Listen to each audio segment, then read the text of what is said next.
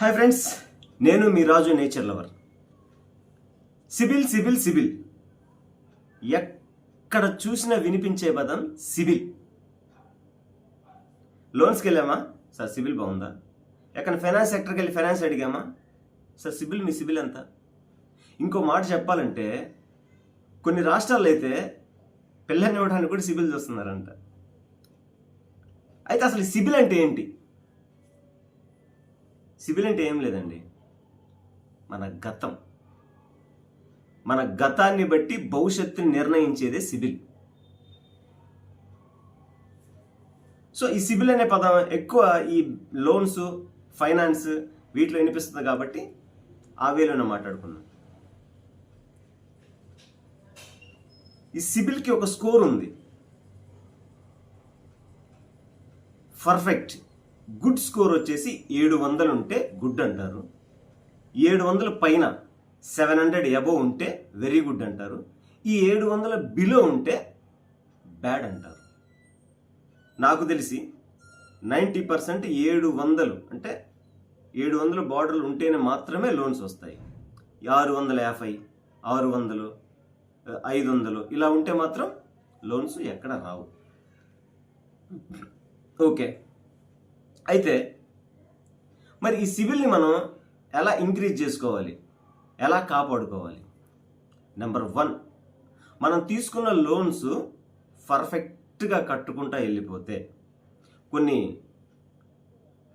Autopay, కొన్ని salary debit, auto debit, కొన్ని by hand, ఎలాగైతేనేమి EMI date ఏదైతే ఉందో ఆ ఈఎంఐ డేట్కి పర్ఫెక్ట్గా కట్టుకుంటే మన సిబిల్ పర్ఫెక్ట్గా ఉంటుంది. ఆ ఈఎంఐ డేట్ కట్టుకోకపోతే సిబిల్ బ్యాడ్ అవుతుంది. ఓకేనా? అయితే ఇక్కడ 3 టైప్ ఆఫ్స్ ఉన్నారండి. ఒకటి పర్ఫెక్ట్గా కట్టుకుంటారు. నెంబర్ 1, శాలరీ వీళ్ళు తినకపోయినా అకౌంట్లో పడగానే డెబిట్ అయిపోతుంది. ఖచ్చితంగా ఆ ఈఎంఐకి మాత్రం ఉంచి మిగతాది వాడుకుంటారు. నెంబర్ 1. ఇంకొకరు చూద్దాంలే 5వ తారీఖు కదా ఈఎంఐ, ఈలోపు వాడు మళ్ళీ వేద్దాం అనుకుంటారు అకౌంట్లో, బట్ మళ్ళీ అకౌంట్లో వేయలేరు. Cheque bounce, CIBIL bad. అయితే 3వ రకం ఉన్నారండి. పాపం వీళ్ళు సిబిల్ బాగుంటుంది, సిబిల్ స్కోర్ బాగుంటుంది, సిబిల్ ట్రాక్ బాగుంటుంది, బట్ వేరే వాళ్ళకి వీళ్ళ ఫ్రెండ్కో ఎవరికో షూరిటీ పెట్టుంటారు. వాళ్ళు పర్ఫెక్ట్గా కట్టరు. అప్పుడు ఇతని సిబిల్ బ్యాడ్ అయిపోతుంది. ఇతని సిబిల్ చెక్ చేయగానే, ఆధార్ పాన్ ఎంట్రీ చేసి ఇతని సిబిల్ చెక్ చేయగానే, sir your CIBIL is bad, why అని అడుగుతాడు. ఇది సార్ మీరు ఎవరికో అలాని వ్యక్తికి షూరిటీ పెట్టున్నారో అతను సరిగా కట్టడం లేదు. So every government employee, every software, any salaried, మీరు గుర్తుంచుకోవాల్సిన విషయం ఏంటంటే, మీరు షూరిటీ పెట్టేటప్పుడు 100% ఆలోచించండి. నిజంగా అతను మన వ్యక్తేనా, ఇతను కట్టగలడా, ఇతని రెప్యుటేషన్తో పాటు నా రెప్యుటేషన్ కాపాడగలడా అని అనిపిస్తేనే మీరు షూరిటీ పెట్టండి. మొహమాటానికో ప్రలోభాలకో లొంగి మీరు షూరిటీ పెడితే మీరు రిటైర్డ్ అయ్యే వరకు, 62 ఇయర్స్కి రిటైర్ కదా, అప్పటి వరకు మీ సిబిల్ మీద అతని వల్ల బ్యాడ్ పడుతూనే ఉంటుంది. సో కాబట్టి ఎప్పుడైనా ఒక వ్యక్తికి షూరిటీ పెట్టేటప్పుడు 100 సార్లు ఆలోచించి షూరిటీ పెట్టండి.